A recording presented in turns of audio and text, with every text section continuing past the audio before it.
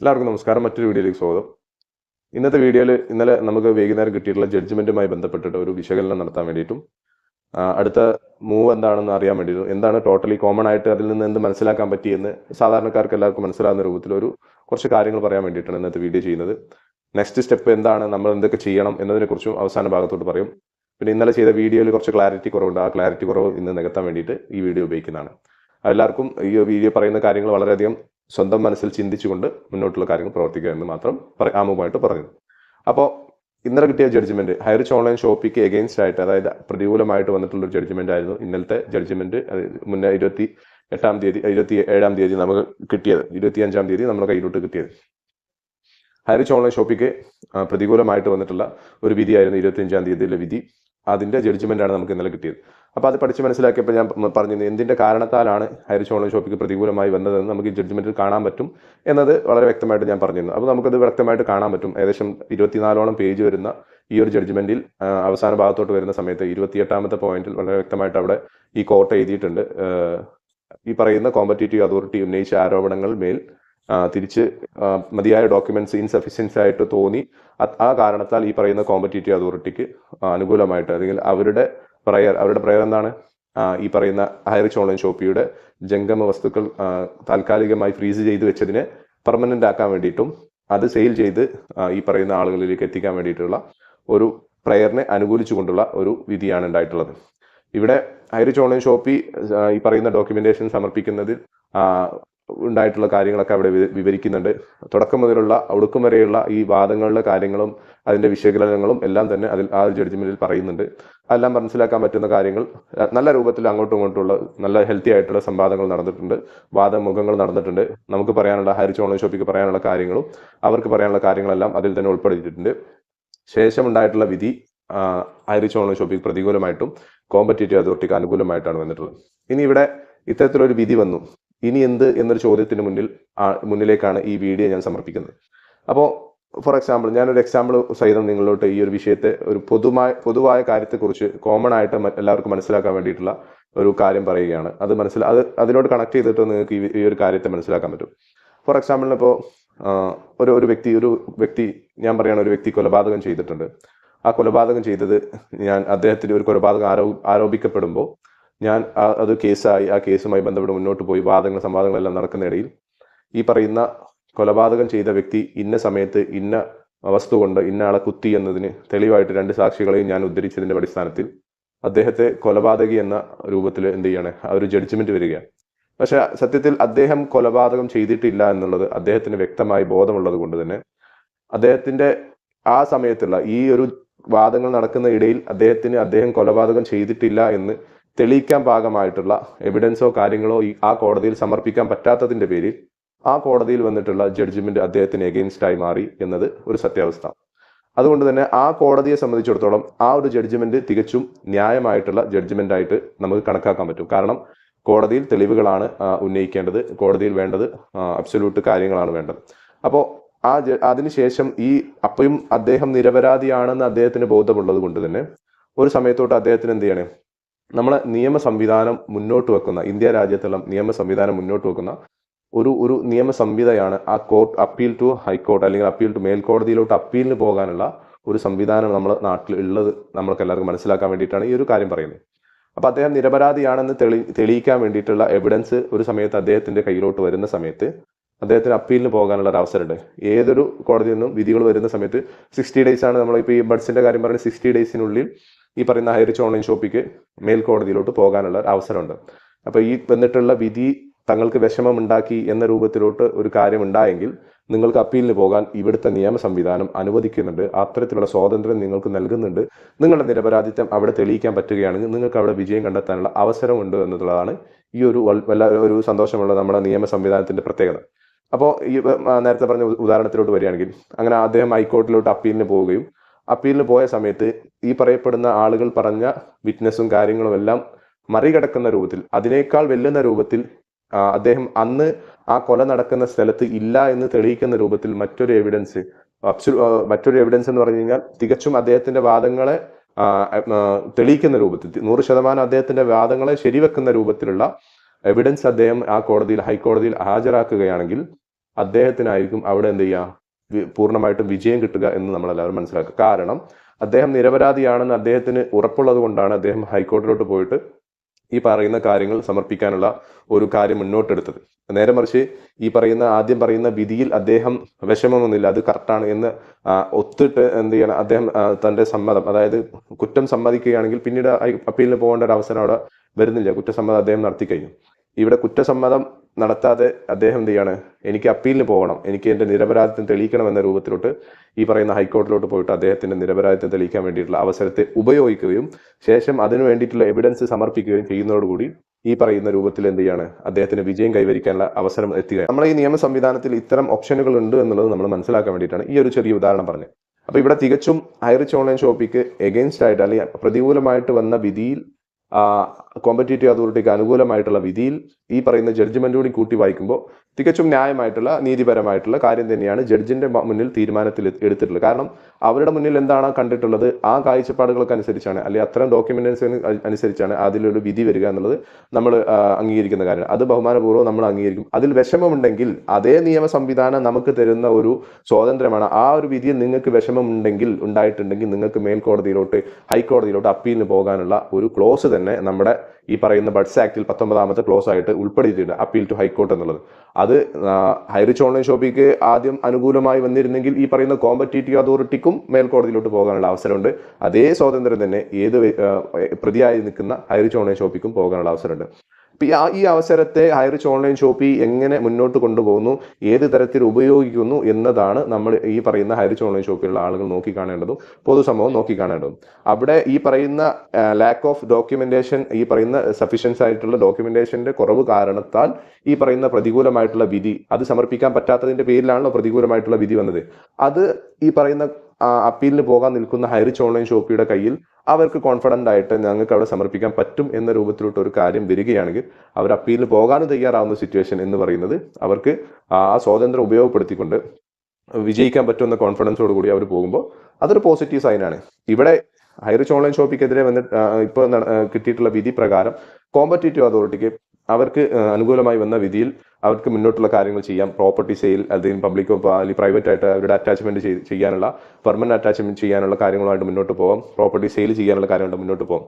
ഇവിടെ ഈ വിധിക്കെതിരെ ഒരു ഇൻട്രീം ഓർഡർ വാങ്ങിച്ച് ആ വിധിയെ സ്റ്റേ ചെയ്ത് വെക്കാനും ആദ്യത്തെ കാര്യമായിട്ട് അവർക്ക് ഈ ഹൈറിച്ച് ഓൺലൈൻ ഷോപ്പിക്ക് ചെയ്യാൻ പറ്റുന്ന കാര്യങ്ങളാണ്. അതോടുകൂടി ഈ ഒരു ഹൈക്കോർട്ടിൽ തീരുമാനമാകാതെ ഈ പറയുന്ന വിധിയിൽ അവർക്ക് മുന്നോട്ട് പോകാൻ സാധിക്കില്ല. അപ്പൊ ഇതാണ് പൊതുവായിട്ടുള്ള കോമൺ ആയിട്ടുള്ള ഈ ഒരു വിഷയത്തിലുള്ള കാര്യം എന്ന് പറയുന്നത്. അപ്പോൾ ഇത്തരം ജഡ്ജ്മെന്റുകൾ വരുന്നത് തികച്ചും ആ ഒരു സമയത്ത് ആ ഒരു കോടതിയിൽ നടന്നിട്ടുള്ള കാര്യങ്ങളെ അടിസ്ഥാനമാക്കിയിട്ടാണ് ഉണ്ടാവുക, അവിടുത്തെ ഡോക്യുമെന്റേഷൻ അടിസ്ഥാനമാക്കിയിട്ടാണ് ഉണ്ടാവുക എന്ന് മനസ്സിലാക്കുക. പല ആളുകളും സംശയം ചോദിക്കുകയുണ്ടായി, ഇപ്പോൾ സെഷൻ കോർട്ടിൽ ഇത്തരം ഒരു കാര്യം, ബഡ്സിന്റെ കോടതിയായിട്ട് പറയുന്ന സെഷൻ കോർട്ടിൽ ഇത്തരം കാര്യം പ്രതികൂലമായിട്ട് വന്നു കഴിഞ്ഞാൽ പിന്നെ നമുക്ക് ഹൈക്കോടതിയിൽ പോയിട്ട് കാര്യമുണ്ടോ എന്ന രൂപത്തിൽ ചോദിക്കുകയുണ്ടായി. അതായത് ഇവിടെ തീർപ്പ് കൽപ്പിച്ചു കഴിഞ്ഞാൽ അവിടെ പൂർണ്ണമായിട്ട് തീർപ്പ് കൽപ്പിച്ചു, അല്ലെങ്കിൽ ഇനി അതുമായി ബന്ധപ്പെട്ട് മുന്നോട്ട് പോകുമ്പോൾ വിജയം കിട്ടുമോ എന്നൊരു ചോദ്യം ഉണ്ടായി. അപ്പോൾ ഞാൻ അവരോട് പറഞ്ഞ മറുപടി, ബഡ്സ് ആക്ടിൽ തന്നെ ഉൾപ്പെടുത്തിയിട്ടുള്ള 19ാമത്തെ കോർട്ടായിട്ടുള്ള അപ്പീൽ ടു ഹൈക്കോർട്ട് എന്ന് വെച്ചത് തന്നെ ഇത്തരത്തിൽ പല കാര്യങ്ങളും സംഭവിക്കാൻ സാധ്യതയുണ്ട്. അതായത് ഈ പറയുന്ന ആ സമയത്ത് സമർപ്പിക്കാൻ പറ്റാത്ത കാര്യങ്ങൾ കൊണ്ട് നിരപരാധി അപരാധിയാകുന്ന രൂപത്തിലോട്ട് കാര്യങ്ങൾ വരാൻ പാടില്ല എന്ന് നിയമ സംവിധാനത്തിലുള്ള ആളുകൾ മുൻകൂട്ടി ആലോചിച്ചതിന്റെ പേരിലാണ് അപ്പീൽ ടു ഹൈക്കോർട്ട് എന്ന് പറയുന്ന രൂപത്തിലോട്ട് ഈ പറയുന്ന ക്ലോസ് വെച്ചിട്ടുള്ളത് തന്നെ. ഇപ്പോൾ ഹൈറിച്ച് ഓൺലൈൻ ഷോപ്പ് ഈ പ്രതിയാണ്, ഈ പ്രതിയായതിന്റെ അടിസ്ഥാനത്തിൽ ഈ പറയുന്ന രൂപത്തിൽ എന്തെങ്കിലും ഇപ്പം മുൻപ് അവരൊക്കെ പറഞ്ഞതിന്റെ 5 കോടി PPക്ക് കൊടുത്തു അന്ന രൂപത്തിലൊക്കെ ആരോപണം ഉണ്ടായിരുന്നു. അപ്പൊ അവിടെ ആ ആരോപണത്തിന്റെ അടിസ്ഥാനത്തിൽ ഈ പറയുന്ന രൂപത്തിൽ ഒരു മാനിപ്പുലേഷൻ നടന്ന് ഈ പറയുന്ന ഹൈറിച്ച് ഓൺലൈൻ ഷോപ്പിക്ക് അനുകൂലമായിട്ട് വിധി വരികയാണെങ്കിൽ ഈ പറയുന്ന കോമ്പറ്റേറ്റീവ് അതോറിറ്റിക്കും ഈ പറയുന്ന ഹൈക്കോടതിയിലോട്ട് പോവാം. അപ്പൊ ഇത്തരം കാര്യങ്ങളുമായിട്ട് കണക്ട് ചെയ്ത് നോക്കുമ്പോൾ നിയമ സംവിധാനത്തിൽ ഇത്തരം വരുന്ന കാര്യങ്ങൾ ഉപയോഗപ്പെടുത്തിക്കൊണ്ട് മുന്നോട്ട് പോകാനുള്ള പോസിറ്റീവ് തോട്ടാണ് നമുക്ക് എല്ലാവർക്കും. അപ്പൊ ഇത്തരം കാര്യങ്ങൾ നിയമ സംവിധാനത്തിൽ നമുക്ക് അനുകൂലമായിട്ട് നമുക്ക് അനുവദിച്ചു തന്നിട്ടുള്ള വഴികളിലൂടെ മുന്നോട്ട് പോയിക്കൊണ്ട് തന്റെ നിരപരാധിത്വം തെളിയിക്കാനുള്ള ഏതറ്റം വരെ പോകാനും തയ്യാറായി നിൽക്കുന്ന ആരുണ്ടോ അവരുടെ കൂടെ മുന്നോട്ട് പോവുക എന്നുള്ളതാണ് നമ്മൾ ചെയ്യേണ്ട കാര്യങ്ങൾ തന്നെ. ഇനി ഈ പറഞ്ഞ വിഷയത്തിൽ ടോട്ടലി ഒരു കൺഫ്യൂഷൻ ഇന്നലെ ചെയ്തിട്ടുള്ള വീഡിയോയിൽ ഒരു കൺഫ്യൂഷൻ ഉണ്ടാക്കിയിട്ടുണ്ട്.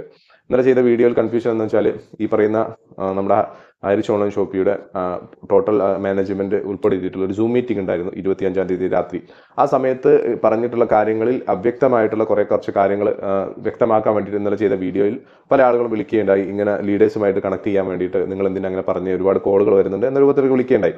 ഞാൻ അവരോട് പറഞ്ഞത് ഐറിഷ് ഓൺലൈൻ ഷോപ്പ് ഇത്തരത്തിലുള്ള ബുദ്ധിമുട്ട് അനുഭവിക്കുന്ന അല്ലെങ്കിൽ തുറന്നു പോകാൻ താല്പര്യമില്ലാത്ത ആളുകൾക്ക് പണം അല്ലെങ്കിൽ അവരുടെ ID എടുത്തുകൊണ്ട് തിരിച്ചു കൊടുക്കാനുള്ള സംവിധാനത്തെ മാർഗ്ഗരേഖ ഉണ്ടാക്കുന്നുണ്ടെന്ന് നമുക്ക് ആ സൂമിൽ കേൾക്കാൻ പറ്റി.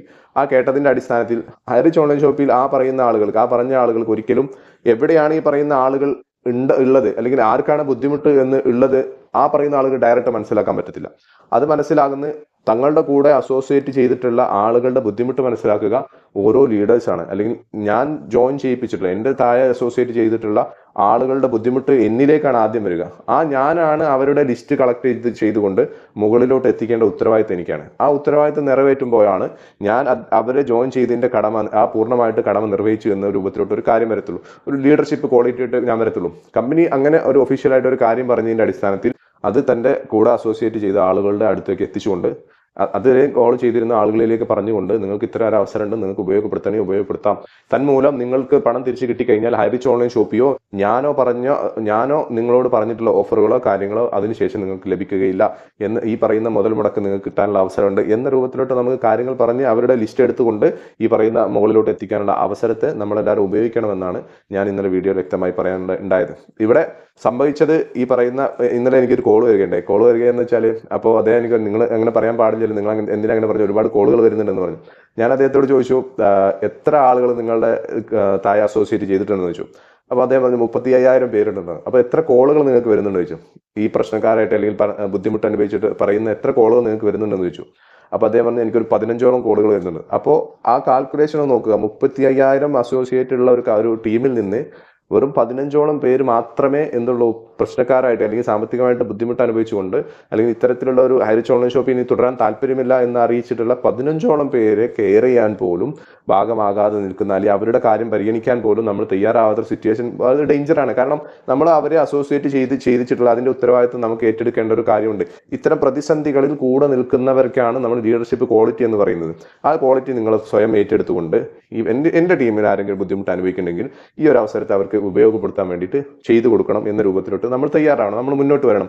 അവിടെ പ്രശ്നങ്ങളല്ല, ഈ പറയുന്ന ആളുകൾ കേസുമായിട്ട് മുന്നോട്ട് പോവുകയാണ്. അവർ കേസുമായിട്ട് മുന്നോട്ട് പോകുന്നത് എന്തിനു വേണ്ടിയിട്ടാണ്? പണം കിട്ടാൻ വേണ്ടിയിട്ടാണ്. തങ്ങളുടെ മുതൽ മുടക്ക് തങ്ങൾക്ക് തിരിച്ചു കിട്ടാൻ വേണ്ടിയിട്ടാണ് അവർ കേസിന് പോകുന്നത്. കേസിന് പോയി കഴിഞ്ഞാൽ ഇപ്പോൾ ഈ പറയുന്ന വിധിയിൽ മേൽ സ്റ്റേ ഉണ്ടായി കഴിഞ്ഞാൽ തന്നെ ഐറിഷിന്റെ മുന്നോട്ടുള്ള കാര്യങ്ങൾ നിയമപരമായിട്ടുള്ള പോരാട്ടം തീർന്നതിന് ശേഷം മാത്രമേ ഇതിലൊരു തീരുമാനം ഇവർക്ക് പണം കിട്ടാനുള്ള തീരുമാനം ഉണ്ടാകത്തുള്ളൂ. അതിന് മുന്നേ ഇങ്ങനെ ഒരു അവസരം കിട്ടുമ്പോൾ ഈ പറയുന്ന ആളുകൾക്ക് കേസ് കൊടുക്കാതെ തന്നെ ഈ പണം തിരിച്ചു കിട്ടാനുള്ള അവസരത്തെ നമ്മൾ ഉപയോഗപ്പെടുത്തി കൊടുക്കണം എന്നുള്ളതാണ് ഞാൻ ഇന്നലെ പറഞ്ഞ വീഡിയോയുടെ ഒരു സാരാംശം എന്ന് പറയുന്നത്. അവിടെ ആർക്കും തന്നെ നഷ്ടപ്പെടാനൊന്നുമില്ല. ഈ അവരുടെ ബാധ്യത ഏറ്റെടുക്കുന്ന ആളുകൾക്ക് അവരുടെ മുതൽ മുടക്കിന്റെ ഇവരുടെ കൊടുക്കുന്ന പണത്തിന്റെ തുല്യമായിട്ടുള്ള ഈ ഡിജിറ്റൽ ഐഡികളെല്ലാം പർച്ചേസ് ചെയ്യാനും പറ്റും എന്നതാണ് അതിൻ്റെ ഒരു ക്ലാരിറ്റി. അപ്പോൾ അത് മനസ്സിലാക്കുക. കാര്യങ്ങൾ വ്യക്തമായിട്ട് നമ്മൾ പോസിറ്റീവായിട്ട് ചിന്തിക്കുമ്പോൾ പോസിറ്റീവായിട്ടുള്ള റിസൾട്ട് വരും. നെഗറ്റീവായിട്ട് ചിന്തിച്ചു കഴിഞ്ഞാൽ എപ്പോഴും നെഗറ്റീവായിട്ട് ടെൻഷന് കാര്യങ്ങൾ ഇതൊക്കെ ആയിട്ട് മുന്നോട്ട് പോകും.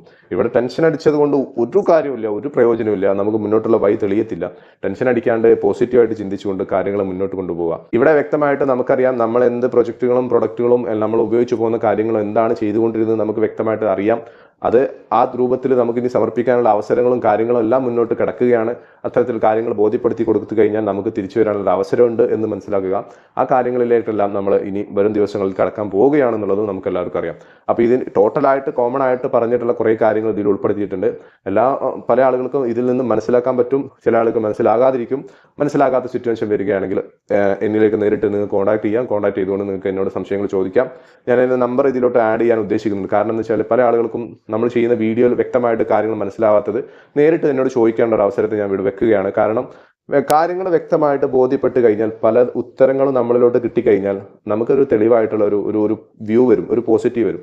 പല ആളുകളും ഡിപ്രഷൻ ആണെന്നൊക്കെ പറഞ്ഞ് എന്നെ വിളിച്ചിട്ടുണ്ട്. നമ്മൾ കാര്യങ്ങൾ വ്യക്തമായി പറഞ്ഞു കൊടുത്താൽ അവർ ഓട്ടോമാറ്റിക്കലി ഹാപ്പി ആവുന്ന സിറ്റുവേഷൻ വരുന്നുണ്ട്.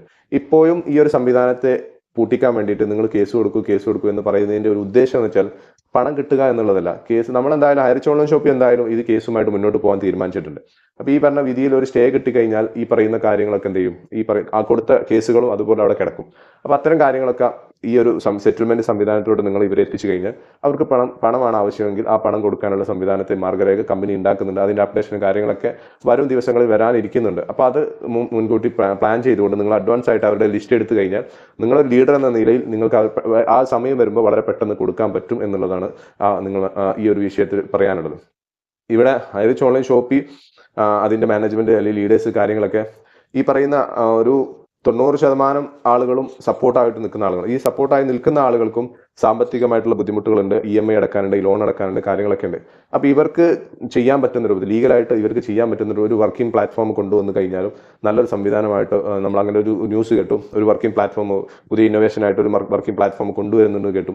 അതിന്റെ ലീഗാലിറ്റി, അതിന്റെ കാര്യങ്ങളെല്ലാം വളരെ വ്യക്തമായിട്ട് പരിശോധിച്ച് മനസ്സിലാക്കിയ ശേഷം അത്തരം ഒരു കാര്യം സംവിധാനം മുന്നോട്ട് വെക്കുകയാണെങ്കിലും വളരെ ആശ്വാസകരമായിട്ട് ഈ പറയുന്ന സപ്പോർട്ട് ചെയ്ത് നിൽക്കുന്ന ആളുകൾക്കും വളരെ ആശ്വാസകരമായിട്ട് തങ്ങളുടെ ദൈനംദിന ജീവിതത്തിൽ സാമ്പത്തികമായിട്ടുള്ള ബുദ്ധിമുട്ടുകൾ പരിഹരിക്കാൻ വേണ്ടിയിട്ടുള്ള കാര്യങ്ങൾ ചെയ്യാനും പറ്റും എന്നുള്ളതാണ് നമുക്ക് അത്തരം കാര്യങ്ങളോട് സമീപിക്കാനുള്ളത്. അല്ലാതെ ഇവിടെ ഒരിക്കലും ആ രൂപത്തിൽ തട്ടിപ്പിനോ അല്ലെങ്കിൽ മറ്റു കാര്യങ്ങൾക്ക് വേണ്ടിയിട്ട് ആരും തന്നെ മുതിരില്ല എന്നുള്ളത് നമുക്കറിയാം. അങ്ങനെ ആയിരുന്നെങ്കിൽ എന്നോ നമ്മൾ ഈ പറയുന്ന കേസും കൂട്ടുമായിട്ടല്ലാണ്ട് തിരിച്ചുള്ള സംവിധാനങ്ങൾ നമ്മൾ എന്നോ പരിഹരിച്ചിരുന്നു. ഇവിടെ പല ആളുകളുടെ വിചാരം അവർക്ക് മാത്രമേ നിയമ സംവിധാനങ്ങൾ അറിയുകയുള്ളൂ, അവർ പറയുന്നത് മാത്രമാണ് സത്യങ്ങൾ എന്ന രൂപത്തിലോട് പല ആളുകൾ വരുന്നുണ്ട്. ശരിക്കും അതല്ല, ഈ പറയുന്ന കാര്യങ്ങൾ ഇങ്ങനെയൊക്കെ തന്നെയാണ് വരിക. ഇതിൽ എന്തൊക്കെ ചെയ്യണം ചെയ്യണ്ട എന്നുള്ളത് നമുക്കും തിരിച്ചറിയാവുന്ന ആളുകളാണ്, നമ്മളും ചെയ്യാൻ നിൽക്കുന്ന ആളുകൾ തന്നെയാണ്. പക്ഷെ അതിനൊന്നും അവർ പറയുന്ന പോലത്തെ സമയമായിട്ടില്ല. അത് നമുക്ക് ദോഷം ചെയ്യും. നമ്മൾ ഈ പറയുന്ന റൂട്ടിലൂടെ പോയി കഴിഞ്ഞാൽ നമുക്ക് വ്യക്തമായിട്ട് അത് തിരിച്ചു കൊണ്ടുവരാനും നമ്മളെ പണം നഷ്ടപ്പെടാതിരിക്കാനുള്ള അവസരങ്ങൾ ഉണ്ട് എന്നുള്ളത് മനസ്സിലാക്കുക. ഏതായാലും ഈ ഒരു വിഷയത്തിൽ മൊത്തത്തിൽ ഒരു ക്ലാരിറ്റി കിട്ടിയെന്ന് വിചാരിക്കുന്നു. എല്ലാവർക്കും ഈ വിഷയത്തിൽ വളരെ പെട്ടെന്നുള്ള ഒരു സന്തോഷമുള്ള കാര്യങ്ങളൊക്കെ കിട്ടും. നമ്മൾ ആരും തന്നെ ടെൻഷൻ അടിക്കേണ്ട. എന്തായാലും ഈ വിഷയത്തിൽ എല്ലാവർക്കും കാര്യങ്ങളൊക്കെ വ്യക്തമാക്കി മനസ്സിലാക്കാനും തങ്ങളുടെ ടെൻഷനും കാര്യങ്ങളൊക്കെ ഒഴിവാക്കിയിട്ട് ഒരു സമാധാനപരമായിട്ടുള്ള ജീവിതം പെട്ടെന്ന് കിട്ടാൻ വേണ്ടിയിട്ടുള്ള പ്രാർത്ഥനകളൊക്കെ എല്ലാവരും എത്തിക്കുക. എന്തായാലും ഈ ഒരു അവസരത്തിൽ എന്നെ കൊണ്ട് ചെയ്യാൻ പറ്റുന്ന കാര്യങ്ങൾ ഞാൻ ചെയ്യുന്നുണ്ട്, പറഞ്ഞ് മനസ്സിലാക്കി തരാൻ പറ്റുന്നുണ്ട്. ചിന്തിക്കുക, ചിന്തിച്ചുകൊണ്ട് പ്രവർത്തിക്കുക, ഏതൊരു തീരുമാനവും മനസ്സിലാക്കിക്കൊണ്ട് പ്രവർത്തിക്കുക. എല്ലാവർക്കും നല്ലൊരു ദിവസം തരുന്നു. Thank you so much.